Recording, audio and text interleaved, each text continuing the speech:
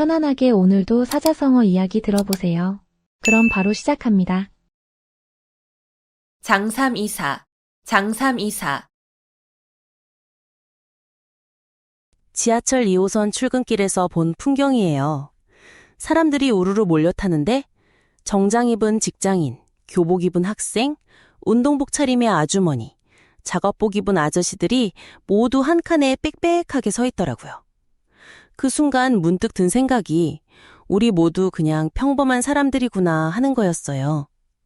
오늘 얘기할 사자성어가 바로 그런 마음을 담고 있어요.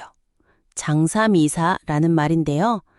장시성을 가진 셋, 이시성을 가진 넷, 이렇게 해석할 수 있어요. 그런데 여기서 중요한 건 숫자가 아니라 의미거든요. 아무나, 평범한 사람들, 특별할 것 없는 보통 사람들을 가리키는 말이에요. 이 말이 어떻게 생겨났는지 정말 재미있는 이야기가 있어요.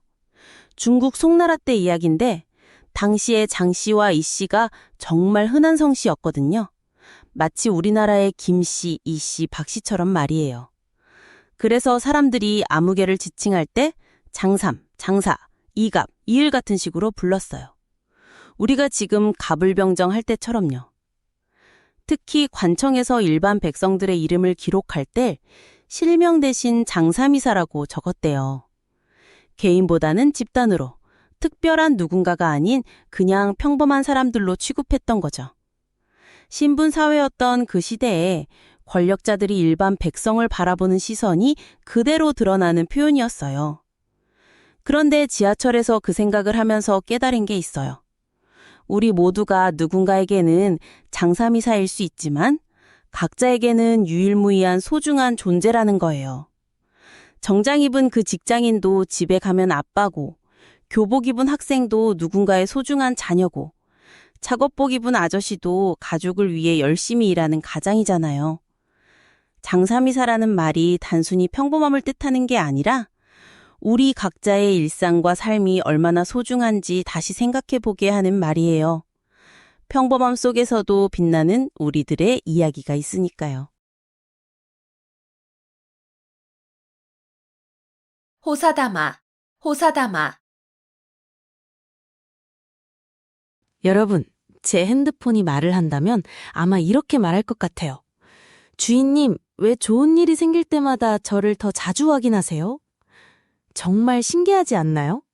복권에 당첨됐다는 문자를 받으면 혹시 잘못 온 건 아닌지 계속 확인하고, 좋아하는 사람에게 고백받으면 꼼인지 뺨을 꼬집어 보고, 승진 소식을 들으면 혹시 함정이 있는 건 아닌지 의심부터 하거든요. 이런 마음을 딱 표현한 사자성어가 있어요. 바로 호사다마인데요. 좋을 호자, 일사자, 마늘 다자, 마귀 마자를 써서 좋은 일에는 마가 많다는 뜻이에요. 다시 말해 좋은 일이 생기면 오히려 나쁜 일이 따라올 가능성이 높다는 말이거든요. 그런데 이 말이 어떻게 생겨났는지 아세요? 중국 명나라 때 가정제라는 황제가 있었어요. 이 황제는 정말 운이 좋은 사람이었는데 어릴 때부터 모든 일이 다 잘 풀렸거든요. 황위에 오르는 것도 순탄했고 초기에는 나라도 평안했어요. 그런데 문제는 그 다음이었어요.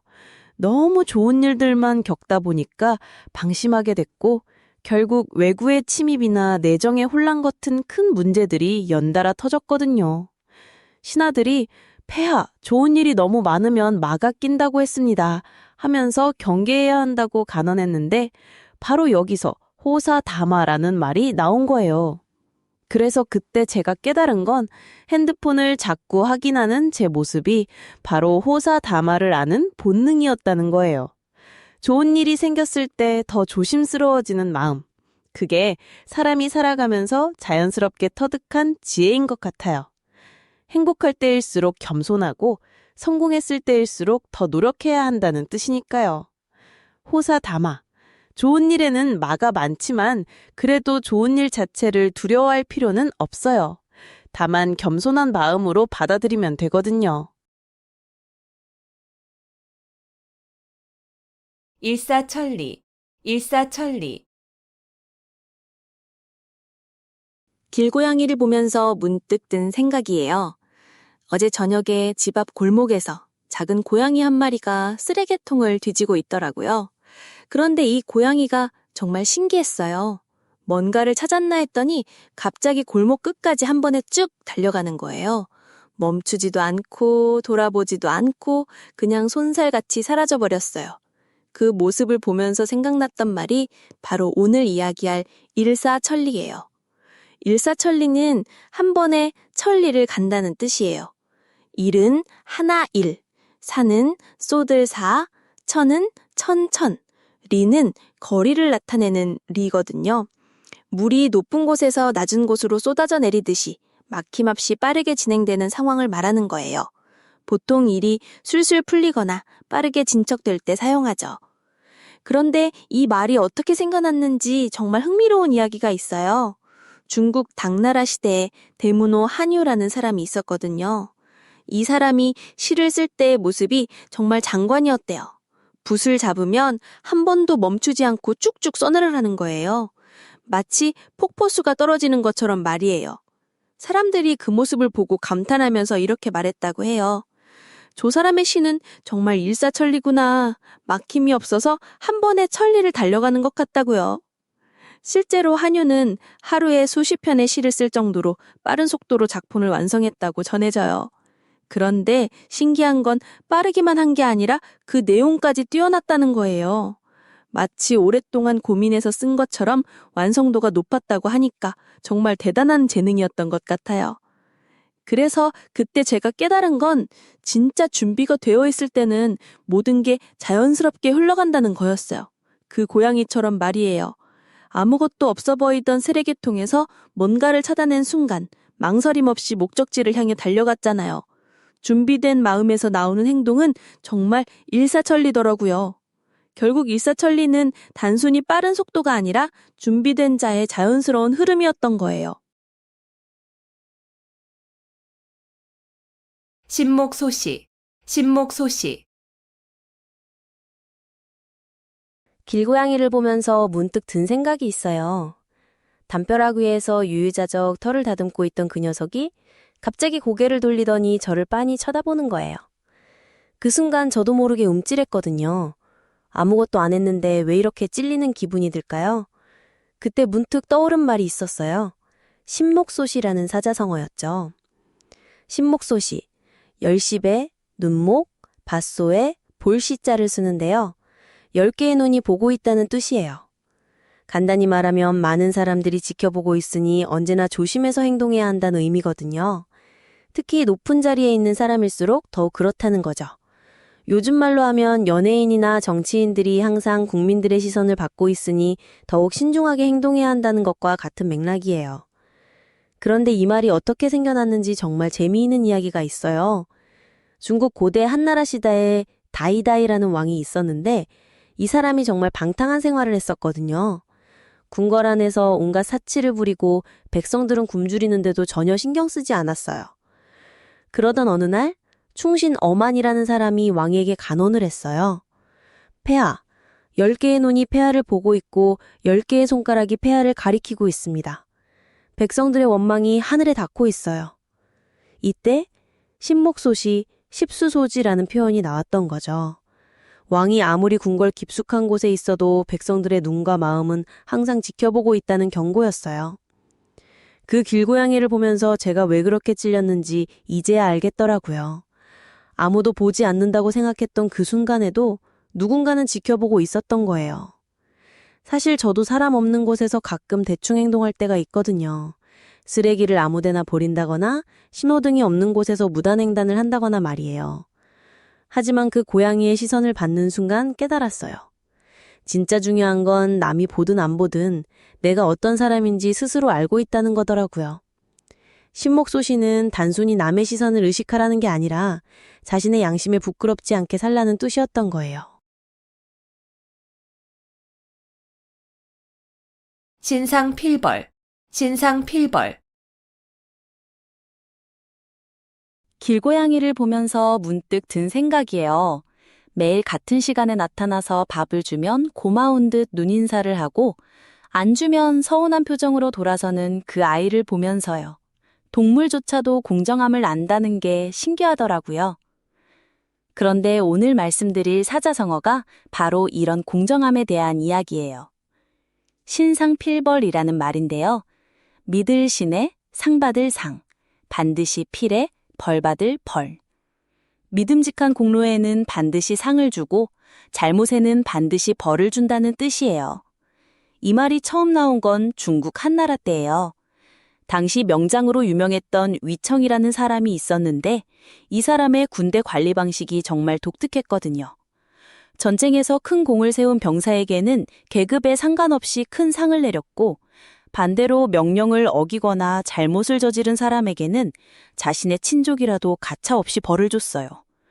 어느 날 위청의 조카가 적진에서 겁을 먹고 도망쳤는데 다른 장군들은 가족이니까 이번 한 번만 봐주시죠 라고 말렸어요.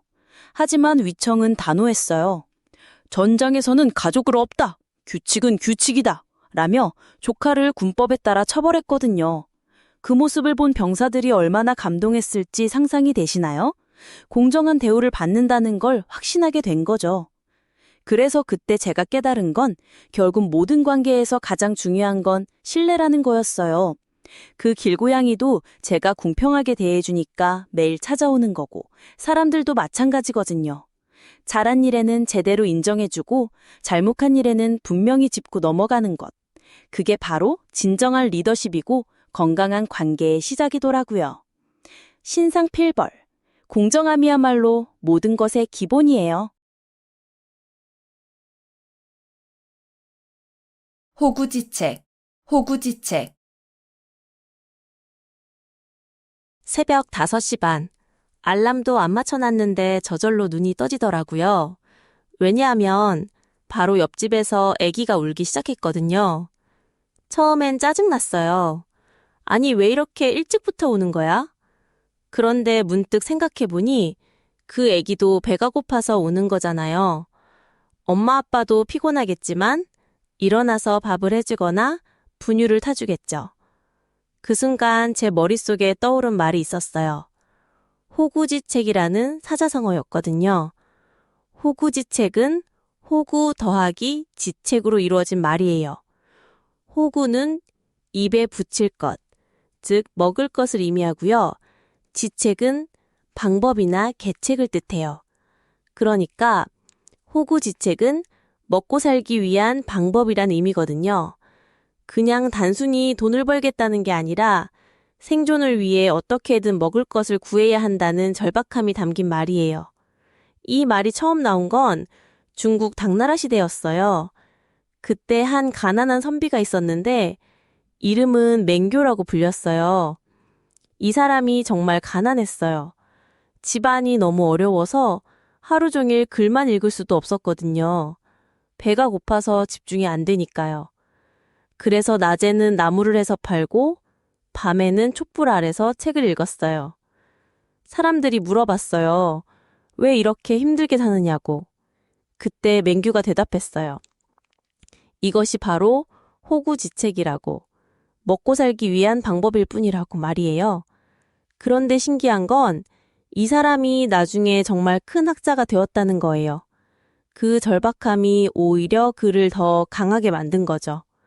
그래서 그때 옆집 애기 울음소리를 들으면서 깨달았어요. 아, 우리 모두 결국 호구지책을 위해 살아가는 거구나. 그 부모도, 저도, 길 위의 모든 사람들도 말이에요. 누구는 회사에 다니고, 누구는 장사를 하고, 누구는 프리랜서로 일해요.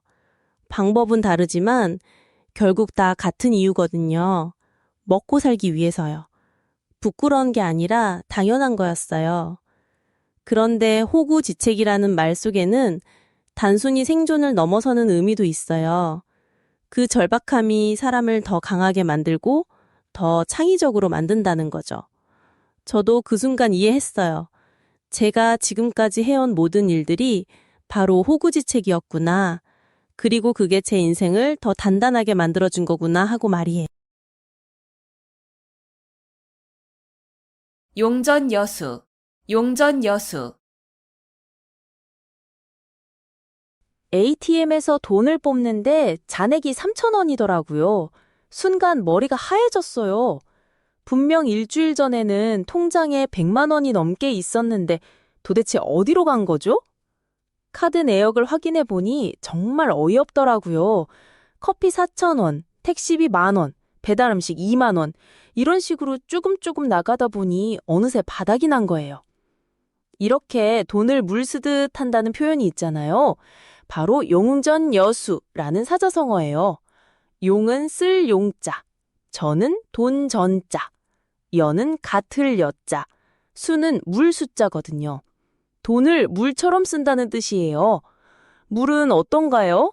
수도꼭지만 틀면 콸콸 나오잖아요. 아껴 쓰려고 생각하지 않으면 그냥 줄줄 흘러나가는 게 물이에요.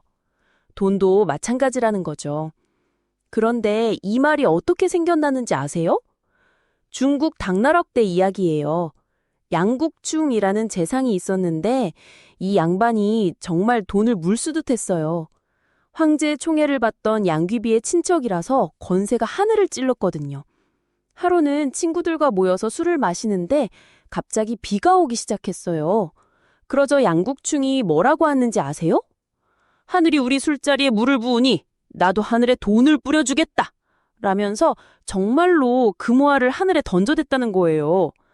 친구들이 말려도 소용없었어요. 마치 샘물이 솟아나듯 돈주머니에서 돈을 꺼내 던지는 모습이 너무 인상적이어서 사람들이 용전여수라는 말을 만들어냈다고 해요. ATM 앞에서 3,000호를 보며 서 있던 제가 딱 그 상황이었어요. 매일 아침 카페에서 아메리카노 한 잔, 점심때 편의점에서 간식 하나, 퇴근길에 치킨 한 마리. 하나하나는 별것 아닌 것 같았는데 모이니까 강물처럼 흘러나간 거죠. 그때 깨달았어요. 돈은 정말 물과 같구나. 한 방울 한 방울은 작지만 모이면 바다가 되고 새어나가면 사막이 된다는 걸요. 용전여수.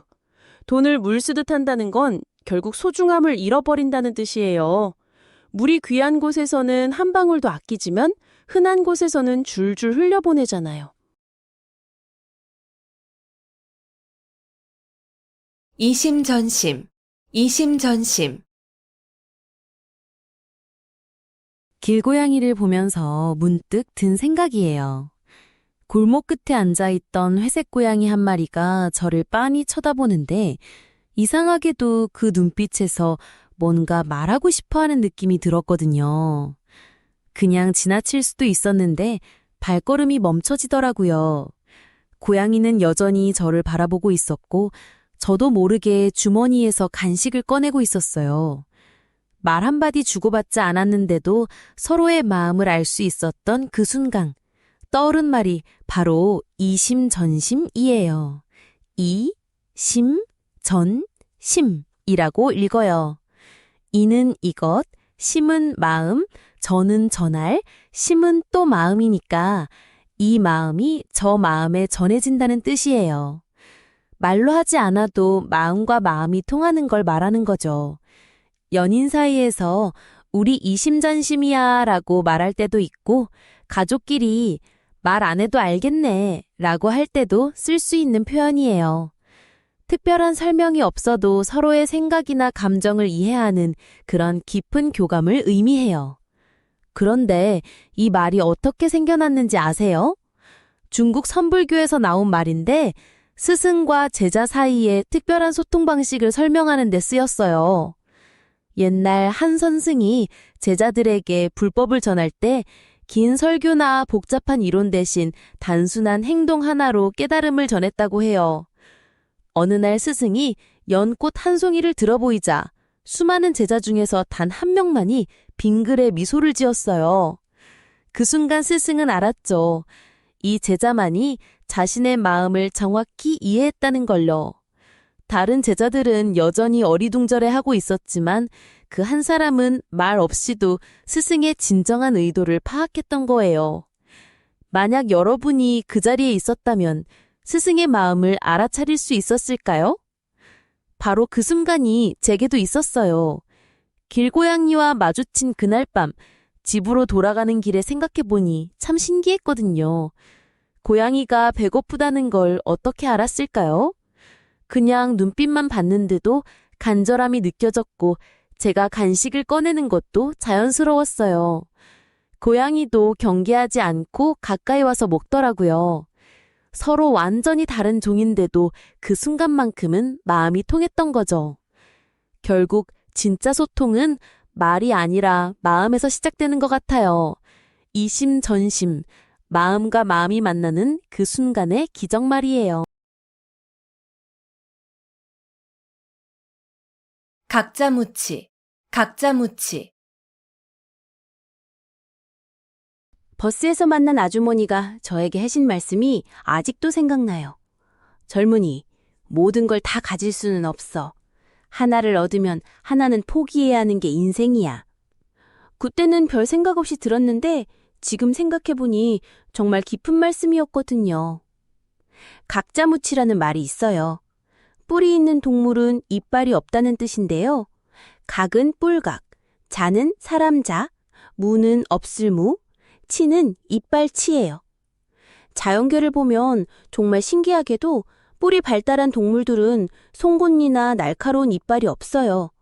사슴이나 소, 염소 같은 동물들 말이에요.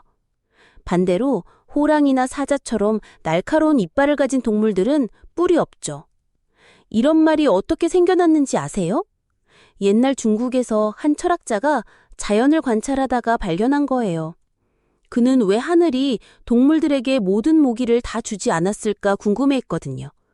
곰곰 생각해보니 만약 한 동물이 뿔도 있고 날카로운 이빨도 있다면 너무 강해져서 생태계가 무너질 수 있겠더라고요.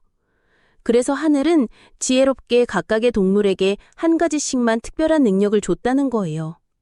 뿔을 가진 동물은 그것으로 충분히 자신을 지킬 수 있으니까 날카로운 이빨은 필요 없다는 뜻이죠. 그 버스 아주머니 말이 맞았어요. 제가 대학교 때 학과 회장도 하고 동아리 부회장도 하고 아르바이트까지 3개를 동시에 했거든요. 뭐든 다 잘하고 싶었어요. 근데 결국 어느 것 하나 제대로 못했어요. 회장 일은 소홀해지고 동아리에서는 뒷말이 나오고 아르바이트에서는 실수 연발이었죠. 그때 깨달았어요. 모든 걸 완벽하게 할 수는 없구나. 하나에 집중할 때 진짜 힘이 나오는 거더라고요. 각자무치처럼 우리도 한 가지에 집중해야 진짜 강해질 수 있어요. 함구무언, 함구무언. 여러분, 40살이 되던 해 처음으로 깨달은 게 있어요. 제가 지금까지 살면서 가장 큰 실수는 말을 너무 많이 했다는 거였거든요. 특히 화가 날 때, 억울할 때, 그럴 때일수록 더 많은 말을 쏟아냈는데 그 말들이 나중에 되돌아와서 저를 더 힘들게 만들었어요. 오늘 이야기할 사자성어는 바로 함구무언이에요. 함구무언은 함, 입을 함자는 함, 구, 입구, 무, 없을 무, 언, 말씀 언자를 써서 입을 다물고 말을 하지 않는다는 뜻이에요. 쉽게 말하면 입을 꾹 다물고 아무 말도 하지 않는 상황을 말하는 거죠. 이 말이 어떻게 생겨났는지 정말 흥미로운 이야기가 있어요. 춘추전국 시대에 공자라는 성인이 계셨잖아요. 그런데 공자에게도 정말 어려운 순간이 있었대요. 어느 날 공자가 제자들과 함께 여행을 하다가 한 나라의 권력자에게 붙잡혔어요. 그 권력자는 공자의 명성을 시기했고 공자를 곤란하게 만들려고 온갖 모함과 비난을 퍼부었어요. 제자들은 스승을 위해 반박하려고 했지만 공자는 조용히 손을 들어 제자들을 말렸어요. 그리고 그 긴 시간 동안 공자는 단 한마디도 하지 않았대요. 입을 꼭 다물고 묵묵히 견뎌냈어요. 나중에 제자들이 물었어요. 스승님 왜 아무 말씀도 안 하셨어요? 공자가 대답했어요. 때로는 말하지 않는 것이 가장 큰 힘이다. 진실은 시간이 증명해 줄 것이다. 저도 비슷한 경험이 있어요. 그 40살 되던 해 이야기인데요. 직장에서 정말 억울한 일을 당했어요. 제가 한 일을 다른 사람이 자기 공로라고 주장하는 거예요. 그때 제 속은 정말 끓어올랐어요. 당장 회의실로 뛰어가서 모든 걸 다 말해버리고 싶었어요. 하지만 그 순간 문득 떠오른 게 있었어요. 예전에 감정적으로 말했다가 더 큰 상처를 받았던 기억들이요. 그래서 그때 처음으로 함구무언을 실천해 봤어요. 입을 꼭 다물고 아무 말도 하지 않았어요. 1주일, 2주일이 지났는데도 계속 참았어요. 그런데 신기한 일이 일어났어요. 진실은 스스로 드러나더라고요. 동료들이 하나둘 사실을 알게 됐고, 오히려 제가 말하지 않았기 때문에 더 신뢰를 받게 됐어요. 그때 깨달았어요. 말은 때로는 칼보다 무서운 무기가 될 수 있지만, 침묵은 가장 강력한 방패가 될 수 있다는 걸요. 함구무언은 단순히 입을 다물고 있는 게 아니라 때를 기다릴 줄 아는 지혜거든요. 와신상담, 와신상담. 버스에서 만난 아주머니가 갑자기 제게 물어보시더라고요. 젊은이, 힘든 일 있어도 참고 견디고 있지? 그러면서 자기 아들 이야기를 하시는데 취업 준비 3년째인데도 포기하지 않고 도전하고 있다는 거예요. 사람은 말이야, 견디는 힘이 있어야 살아가는 거야 하시면서 조용히 미소 지으시는 모습이 정말 인상 깊었어요. 오늘 여러분께 소개해드릴 사자성어가 바로 그 이야기와 딱 맞아떨어지는 말이에요. 와신상담이라는 말 들어보셨나요? 와는 누울와, 신은 섭신, 상은 맛볼상, 담은 쓸개담이라는 뜻이에요. 직역하면 섭 위에 누워 쓸개를 맛본다는 말인데요. 이게 무슨 뜻일까요? 바로 복수를 위해서 온갖 고생을 참고 견딘다는 의미예요. 지금은 굴욕을 당하고 실패를 겪더라도 언젠가 반드시 성공하겠다는 강한 의지로 모든 시련을 견뎌낸다는 뜻이에요. 그런데 이 말이 어떻게 생겨났는지 아세요? 지금으로부터 2500년 전 중국 춘추시대 이야기예요. 오나라 왕 부차와 월나라 왕 구천 사이에 벌어진 처절한 복수극이죠. 처음에는 월나라 구천이 오나라를 공격했어요. 그런데 전쟁에서 패배하고 아버지까지 잃게 된 오나라 부차가 복수의 칼날을 갈았어요. 부차는 아버지의 원수를 갚겠다며 매일 밤 딱딱한 섭 위에서 잠을 잤어요. 편안한 침대를 거부하고 매일 고통을 느끼며 복수심을 불태웠던 거죠. 그 결과 강해진 오나라군으로 월나라를 완전히 무너뜨렸어요. 이번엔 월나라 구천의 차례가 되었어요. 나라를 잃고 오나라의 포로가 되어 온갖 굴욕을 겪었죠. 하지만 구천은 포기하지 않았어요. 매일 쓴 쓸개를 핥으며 이 굴욕을 절대 잊지 말자고 다짐했어요. 신하들과 함께 농사를 짓고 백성들과 똑같이 살며 20년이라는 긴 시간을 준비했어요. 만약 여러분이 그 상황이었다면 견딜 수 있었을까요? 20년이에요. 20년. 그런데 구천은 해냈어요. 결국 강해진 월나라로 오나라를 무너뜨리고 복수를 완성했죠. 버스에서 만난 그 아주머니 아들이 바로 이런 마음이 아니었을까 싶어요. 떨어져도 또 떨어져도 포기하지 않고 자신만의 쓸개를 핥으며 견디고 있는 거죠. 그때 제가 깨달은 건 와신상담이 단순한 복수가 아니라는 거였어요. 지금의 고통을 미래의 성공을 위한 자양분으로 바꾸는 놀라운 정신력이더라고요.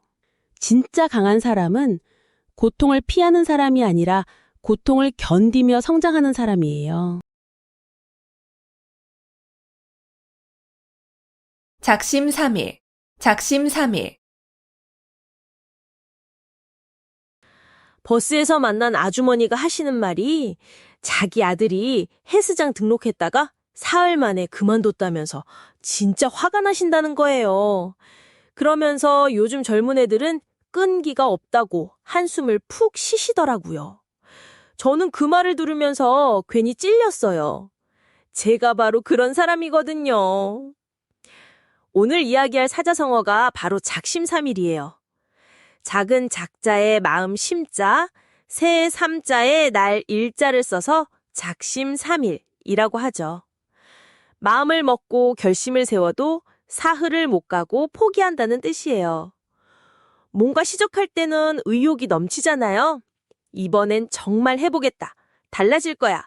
이런 마음으로 시작하는데 며칠 지나면 김이 빠지는 거죠. 이런 표현이 어떻게 생겨났는지 알아보니까 정말 재미있더라고요. 옛날 중국에 한 선비가 있었는데요. 이 양반이 정말 공부를 하고 싶어서 어떻게든 과거 시험에 합격하려고 있어요. 그래서 마음을 단단히 먹고 새벽부터 밤 늦게까지 공부하겠다고 다짐했거든요. 첫날에는 정말 열심히 했어요. 닭이 울기 전부터 일어나서 책을 펼치고 촛불 켜놓고 밤새 공부했죠. 둘째 날도 비슷했어요. 조금 피곤하긴 했지만 그래도 버텼거든요. 그런데 셋째 날이 되니까 몸이 너무 힘든 거예요. 아침에 일어나기도 싫고 책만 봐도 머리가 아프고요. 결국 이 선비는 사흘 만에 포기하고 말았어요. 그래서 사람들이 이런 상황을 두고 작심삼일이라고 부르게 된 거죠. 저도 버스에서 그 아주머니 말씀을 들으면서 제 자신을 돌아보게 됐어요. 헬스장은 저도 몇 번 끊었거든요. 처음에는 정말 열심히 갔어요. 운동복도 새로 사고 운동화도 새로 사고 이번엔 정말 달라질 거야 하면서요. 그런데 일주일 지나니까 몸이 아프고 일이 바쁘다는 핑계로 안 가게 되더라고요. 결국 몇 달 동안 헬스장비만 내고 운동은 안 하는 상황이 된 거죠. 그때 깨달았어요. 작심삼일이 나쁜 게 아니라 너무 큰 목표를 세우니까 금방 지치는 거구나 싶었거든요. 작심삼일도 나름대로 의미가 있다는 생각이 들어요. 적어도 시작은 했으니까요. 포기하더라도 그 경험은 남는 거잖아요. 7종 7금, 7종 7금. 여러분, 제 핸드폰이 말을 한다면 분명히 이렇게 말할 거예요. 주인아, 너는 왜 맨날 나를 집어들었다가 내려놨다가 하니? 진짜 하루에 몇 번이나 핸드폰을 들었다 놨다 하는지 몰라요. 카톡 왔나 확인하고, 별거 아니면 다시 놓고, 또 생각나면 들고, 또 놓고, 이런 반복이 계속되거든요. 오늘 이야기할 사자성어가 바로 7종 7금이에요. 7은 7칠, 종은 놓아줄 종, 7은 또 7칠, 금은 잡을 금자거든요. 7번 놓아주고 7번 잡는다는 뜻이에요. 이게 무슨 의미냐면 상대방을 완전히 굴복시키고 마음까지 얻기 위해서 여러 번 기회를 주고 관용을 베푼다는 거예요. 단순히 한 번에 제압하는 게 아니라 진정한 항복과 충성을 얻기 위한 고도의 심리전이죠. 그런데 이 말이 어떻게 생겨났는지 정말 드라마틱한 이야기가 있어요. 중국 삼국시대 총나라의 제갈량이 남쪽 오랑캐들을 정벌할 때 일어난 실화거든요. 그 당시 남만족의 우두머리가 맹획이라는 사람이었는데 이 사람이 정말 용맹하기로 유명했어요. 제갈량이 남쪽을 평정하러 갔을 때 맹획은 끝까지 저항했거든요. 그런데 제갈량이 정말 똑똑한 게 맹획을 잡을 때마다 죽이지 않고 놓아줬어요. 첫 번째 잡았을 때도 너 항복할 거야? 절대 안 해. 그럼 가라. 두 번째 잡았을 때도 똑같이 이렇게 7번을 반복했어요. 맹획 입장에서는 어이가 없었을 거예요. 족장이 자신을 계속 놓아주니까 말이에요. 그런데 7번째 잡혔을 때 맹획이 완전히 마음을 바꿔버렸어요. 제갈량님, 저는 정말 항복합니다. 다시는 반역하지 않겠습니다. 이때부터 맹획은 제갈량에게 진심으로 충성을 바쳤다고 해요. 단순히 힘으로만 굴복시켰다면 언제든 다시 반란을 일으킬 수 있었겠지만 이렇게 관용을 베풀어서 마음까지 얻은 거죠. 아까 제가 핸드폰 이야기를 했잖아요. 나중에 생각해보니까 저도 사람들과의 관계에서 비슷한 실수를 하고 있더라고요. 누군가와 갈등이 생겼을 때 한 번에 확실하게 정리하려고만 했거든요. 이건 네가 잘못한 거야. 인정해. 이런 식으로 말이에요. 그런데 그렇게 하면 상대방은 마음으로는 납득하지 않고 그냥 상황상 고개만 끄덕이게 되더라고요. 진정한 소통과 이해에는 시간이 필요하다는 걸 깨달았어요. 7번 놓아주고 7번 잠분다. 것, 결국 상대방의 마음을 진짜로 얻는 게 더 중요하다는 뜻이었던 거죠. 문일지십, 문일지십. 40살이 되던 해 처음으로 제대로 된 멘토를 만났어요. 그분은 저에게 딱 한마디만 하셨거든요. 너가 왜 그렇게 힘들어하는지 알겠다. 그 순간 저는 소름이 돋았어요. 제가 1시간 동안 설명해도 이해 못하던 사람들이 수두룩했는데 이분은 제 표정 하나만 보고도 제 마음을 꿰뚫어 보신 거예요. 그때 떠오른 말이 바로 문일지십이에요. 문은 들을 문, 일은 하나 일, 지는 알지, 십은 열 십이거든요. 하나를 들으면 열을 안다는 뜻이죠. 보통 우리가 아는 그런 똑똑한 사람을 떠올리잖아요. 문제 하나만 풀어주면 나머지는 다 알아서 척척 해내는 그런 사람 말이에요. 수학 공식 하나만 알려주면 응용 문제까지 다 풀어버리는 그런 친구들이 있었잖아요. 그런데 이 말이 어떻게 생겨났는지 정말 재미있어요. 이건 공자의 제자 자공이 한 말에서 나온 거거든요. 자공이 어느 날 스승인 공자에게 이렇게 물어봤어요. 선생님, 저는 하나를 들으면 둘을 알 수 있는데 다른 제자는 어떤가요? 그러니까 공자가 대답하시길 회는 하나를 들으면 열을 안다 라고 하신 거예요. 여기서 회는 안회라는 제자 이름이에요. 자공이 자신만만하게 질문했는데 완전히 대꿀먹한 상황이 된 거죠. 안회는 정말 특별한 제자였어요. 가난해서 늘 굶주렸지만 학문에 대한 열정만큼은 누구보다 뜨거웠거든요. 공자가 한번 말씀하시면 안회는 그 속에 담긴 깊은 의미까지 모두 이해했어요. 마치 빙산의 일각을 보고도 전체 빙산의 모습을 그려낼 수 있는 그런 통찰력을 가진 사람이었던 거죠. 그 멘토분도 바로 그런 분이셨어요. 저와 딱 한 번 대화를 나누고 나서 이렇게 말씀하시더라고요. 너는 지금까지 남들에게 인정받으려고 너무 애썼구나. 그런데 정작 너 자신은 너를 인정하지 않고 있어. 정말 소름 돋을 정도로 정확했어요. 제가 그동안 왜 이렇게 힘들었는지, 왜 아무리 노력해도 만족스럽지 않았는지 한 방에 꿰뚫어 보신 거예요. 진정한 지혜는 많은 정보를 아는 게 아니라 본질을 꿰뚫어 보는 힘에서 나오는 거더라고요. 시시비비, 시시비비. 지하철 2호선 출근길에서 본 풍경인데요. 한 할아버지가 젊은 남자에게 자리를 양보하라고 하시더라고요. 그런데 그 젊은 남자분이 다리에 깁스를 하고 있었어요. 할아버지는 못 보셨던 거죠. 주변 사람들 표정이 정말 복잡했어요. 누가 옳고 누가 그른 걸까요? 오늘 말씀드릴 사자성어는 시시비비예요. 시는 오를 시, 시는 오를 시, 비는 그를 비, 비는 그를 비를 써서 옳고 그름을 가린다는 뜻이에요. 즉, 무엇이 맞고 무엇이 틀렸는지 분명하게 구분하는 걸 말하는 거죠. 이런 상황에서 쓰는 말이에요. 친구들끼리 의견이 갈릴 때, 회사에서 회의할 때, 심지어 가족 간에도 누군가는 시시비비를 가려야 할 순간들이 있잖아요. 단순히 승부를 내는 게 아니라 진실과 정의를 찾아가는 과정인 거예요. 그런데 이 말이 어떻게 생겨났는지 아세요? 춘추 전국시대로 거슬러 올라가야 해요. 그 당시 중국은 정말 혼란스러웠어요. 나라마다 서로 다른 법과 질서가 있었고 무엇이 옳은지 그른지 기준이 모호했거든요. 특히 공자님이 이런 상황을 보시면서 정말 안타까워하셨대요. 백성들은 무엇이 옳은 행동인지 몰라서 혼란스러워했고 통치자들도 제대로 된 판단 기준이 없어서 나라가 점점 어지러워졌거든요. 만약 여러분이 그 시대에 살았다면 어땠을까요?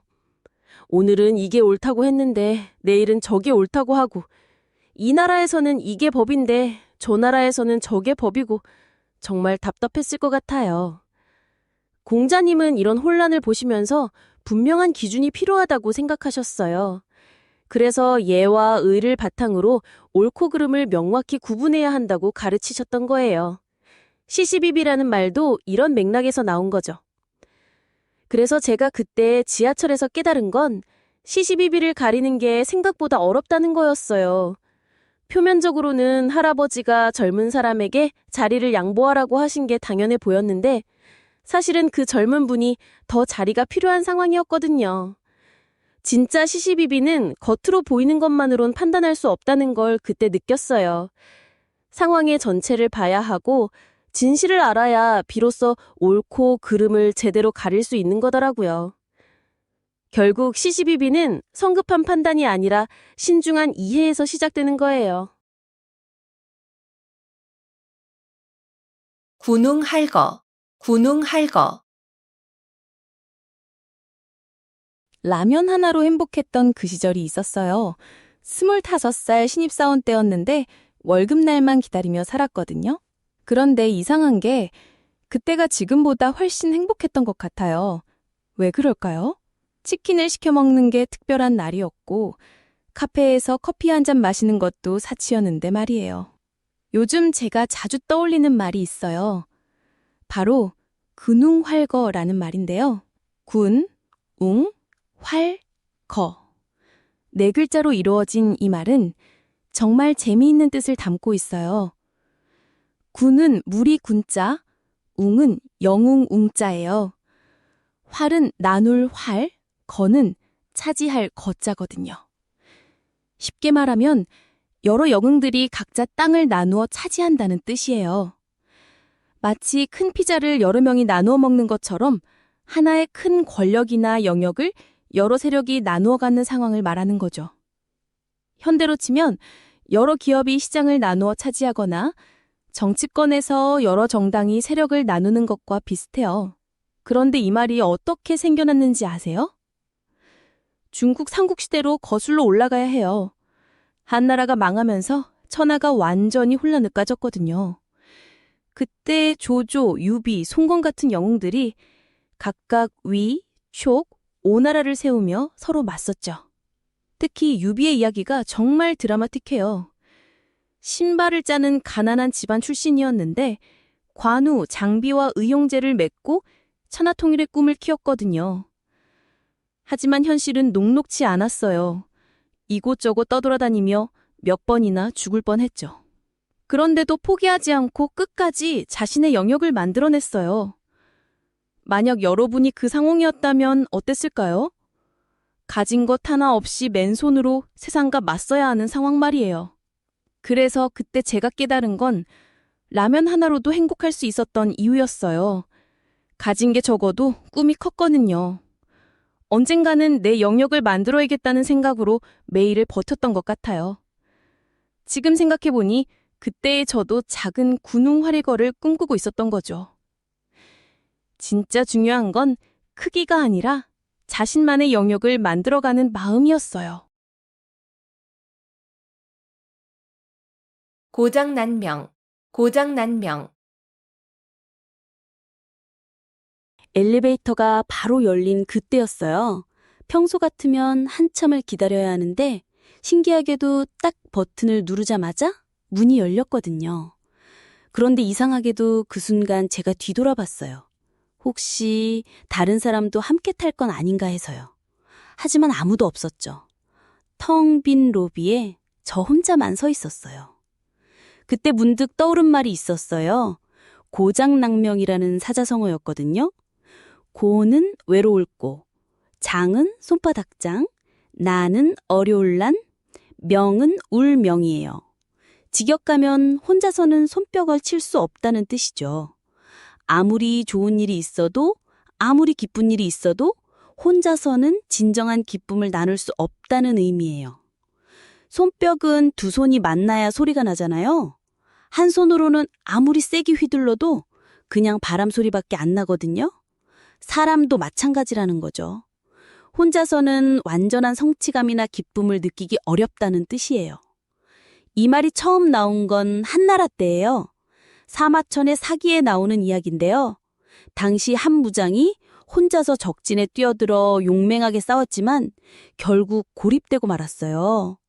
아무리 뛰어난 실력을 가졌어도 동료의 도움 없이는 큰 승리를 거둘 수 없었던 거죠. 그때 사람들이 말했어요. 고장낭명이라고. 혼자서는 아무것도 할 수 없다고. 그 전쟁터에서 무장은 깨달았을 거예요. 자신이 아무리 강해도, 아무리 용감해도 함께할 사람이 없으면 진정한 승리는 없다는 걸 말이에요. 칼을 휘두르는 소리만 메아리칠 뿐 승리의 함성은 들리지 않았을 테니까요. 다시 그 엘리베이터 이야기로 돌아가 볼게요. 저는 그날 드디어 꿈에 그리던 프로젝트가 성공했다는 연락을 받았거든요. 몇 달 동안 밤을 새워가며 준비한 일이었어요. 연락을 받고 너무 기뻐서 누군가와 이 기쁨을 나누고 싶었는데 막상 주변을 둘러보니 함께 기뻐해 줄 사람이 없었어요. 그 순간 정말 허전하더라고요. 혼자만의 성공이 이렇게 공허할 줄 몰랐거든요. 결국 진짜 의미 있는 성취는 누군가와 함께 할 때 완성되는 거더라고요. 동상이몽, 동상이몽. 김치찌개를 끓이면서 깨달은 건데요. 남편과 제가 같은 재료로 똑같이 끓여도 맛이 완전히 달라요. 남편은 진짜 심심하게 끓이거든요. 저는 막 매콤하게 끓이고요. 둘 다 김치찌개인데 완전히 다른 음식이 되더라고요. 그때 문득 이 사자성어가 떠올랐어요. 동상이몽이라는 말 들어보셨죠? 같을 동자에 침상상자, 다를 이자에 꿈몽자예요. 같은 침대에서 자면서도 서로 다른 꿈을 꾼다는 뜻이에요. 겉으로는 같은 상황에 있는 것 같지만 속마음이나 생각은 완전히 다르다는 거죠. 부부나 연인 사이에서 자주 쓰이는 말이기도 해요. 그런데 이 말이 어떻게 생겨났는지 아세요? 중국 남북조 시대에 양나라라는 나라가 있었어요. 그 나라 무제라는 황제가 있었는데 이 사람이 불교에 푹 빠져 있었거든요. 어느 날 무제가 꿈을 꿨어요. 꿈에서 자신이 스님이 되어 절에서 수행하고 있더래요. 무제는 이 꿈이 너무 좋아서 신하들에게 자랑했어요. 그런데 옆에서 자고 있던 황후는 전혀 다른 꿈을 꿨어요. 꿈에서 황제가 왕자를 버리고 어디론가 떠나버리는 꿈이었거든요. 황후는 깜짝 놀라서 깼는데 남편은 행복한 표정으로 자고 있었던 거예요. 같은 침대에서 잤지만 한 사람은 행복한 꿈을, 다른 사람은 불안한 꿈을 꾼 거죠. 저희 부부가 김치찌개를 끓이는 것도 그런 거더라고요. 겉으로는 똑같이 요리를 하고 있지만 추구하는 맛이 완전히 달랐던 거예요. 남편은 담백한 맛을 원했고 저는 자극적인 맛을 원했거든요. 그때 깨달았어요. 같이 살면서도 우리가 원하는 게 이렇게 다를 수 있구나. 그래서 이제는 김치찌개 끓일 때 중간에 나눠서 끓여요. 같은 재료로 시작해서 각자 원하는 맛으로 완성하는 거죠. 결국 다름을 인정하는 게 진짜 함께 사는 지혜인 것 같아요. 수구초심, 수구초심. 김치찌개를 끓이면서 깨달은 건데요. 냄비에 김치를 볶다가 문득 할머니가 생각났어요. 할머니는 늘 김치찌개에는 돼지고기가 들어가야 제맛이라고 하셨거든요. 그런데 지금 제 냄비에는 참치만 들어있더라고요. 언제부터인가 할머니의 방식이 아닌 제 방식으로 요리하고 있었던 거예요. 어릴 때는 할머니 집에서 먹는 김치찌개가 세상에서 가장 맛있다고 생각했는데 지금은 편의점에서 파는 즉석 김치찌개도 맛있다고 느끼고 있었어요. 변해버린 제 입맛을 보면서 문득 수구초심이라는 말이 떠올랐거든요. 수구초심은 머리수, 언덕구, 처음초, 마음 심자를 쓰는데요. 여우가 죽을 때 자신이 태어난 언덕을 향해 머리를 둔다는 뜻에서 나온 말이에요. 고향을 그리워하고 처음 마음을 잊지 않는다는 의미거든요. 아무리 멀리 떠나 있어도, 아무리 오랜 시간이 흘러도 자신의 뿌리와 초심을 잊지 않는 마음을 말하는 거예요. 이 말이 어떻게 생겨났는지 정말 흥미로운데요. 중국 한나라 때 얘기라는 책에 처음 나오는 말이에요. 당시 사람들은 여우가 매우 영특한 동물이라고 생각했거든요. 여우는 아무리 먼 곳을 떠돌아다녀도 죽을 때만큼은 반드시 자신이 태어난 굴이 있는 언덕을 향해 머리를 두고 숨을 거둔다고 믿었어요. 실제로는 여우가 정말 그런지 과학적으로 증명된 건 아니지만 옛사람들은 이 모습에서 깊은 의미를 찾았어요. 고향에 대한 그리움, 자신의 뿌리에 대한 애착, 그리고 처음 마음을 잃지 않는 순수함을 여우의 마지막 모습에 담아낸 거죠. 만약 여러분이 그 시대 사람이었다면 떠돌이 생활을 하다가도 언젠가는 고향으로 돌아가고 싶은 마음을 이해했을 거예요. 그래서 김치찌개를 끓이면서 제가 깨달은 건요. 편리함에 익숙해져서 할머니가 알려주신 소중한 것들을 하나씩 잊어가고 있었다는 거예요. 참치 김치찌개도 맛있지만 할머니의 돼지고기 김치찌개에는 단순한 맛 이상의 것이 담겨 있거든요. 정성과 사랑, 그리고 집이라는 따뜻함이 들어있었던 거죠. 그날 이후로는 가끔씩 할머니 방식대로 김치찌개를 끓여요. 조금 번거롭더라도 처음 배웠던 그 방법으로요. 수구초심이라는 게 꼭 고향 땅을 밟아야만 하는 게 아니라 이렇게 작은 일상 속에서도 실천할 수 있는 거더라고요. 공중누각, 공중누각. 지하철 2호선 출근길에서 본 풍경인데요. 창밖으로 보이는 아파트들이 안개에 둘러싸여서 마치 구름 위에 떠 있는 것처럼 보이더라고요. 그 순간 문득 든 생각이 저 건물들도 언젠가는 사라질 텐데 지금 저 안에서 살고 있는 사람들은 얼마나 많은 꿈을 키우고 있을까 하는 거였어요. 공중누각이라는 말 들어보셨죠? 공은 하늘 공자, 중은 가운데 중자, 누는 다락 누자, 각은 집 각자예요. 말 그대로 하늘 한가운데 떠 있는 다락집이라는 뜻이거든요. 땅에 기둥도 없이 허공에 둥둥 떠 있는 집을 상상해 보세요. 아무리 아름답고 화려해도 결국 무너질 수밖에 없겠죠. 바로 이런 의미로 현실성이 없는 헛된 계획이나 실현 불가능한 꿈을 비유할 때 쓰는 말이에요. 그런데 이 말이 어떻게 생겨났는지 아세요? 옛날 중국 당나라 때 이야기인데요. 한 부자가 정말 엄청난 저택을 짓고 싶어 했어요.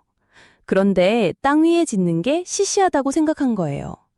그래서 건축가에게 하늘에 떠 있는 궁전을 지어달라고 했다는 거예요. 당연히 건축가는 황당했죠. 아무리 돈이 많아도 중력을 거스를 순 없잖아요. 하지만 그 부자는 계속 고집을 부렸고 결국 그 무모한 계획 때문에 전 재산을 날리고 말았다고 해요.